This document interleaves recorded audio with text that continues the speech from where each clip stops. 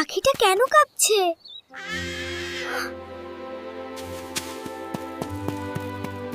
মা মা, পাখিটা কাঁপছে কেন? চলো দেখে আসি বাবা, হয়তো আঘাত পেয়েছে। আমরা পানি দেই আর আল্লাহর কাছে দোয়া করি।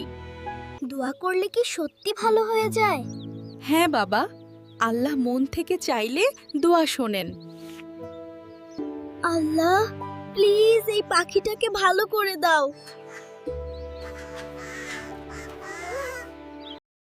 দাদু, আজ আমি দোয়া করেছি, এতে কি আল্লাহ খুশি হন? দোয়া করলে তো আল্লাহ খুশি হন দাদু। কারণ তখন আমরা আল্লাহর উপর ভরসা করি। আর আল্লাহ বলেন, তোমরা আমাকে ডাকো, আমি তোমাদের ডাকে সাড়া দেব। তাহলে আমি রোজ দোয়া করব।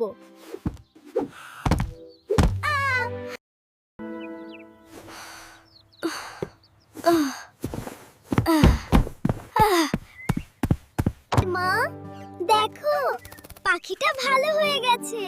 দেখলে দোয়ার জাদু কত সুন্দর।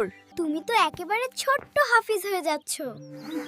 আমি দোয়া করলেই আল্লাহ শুনে ফেলেন।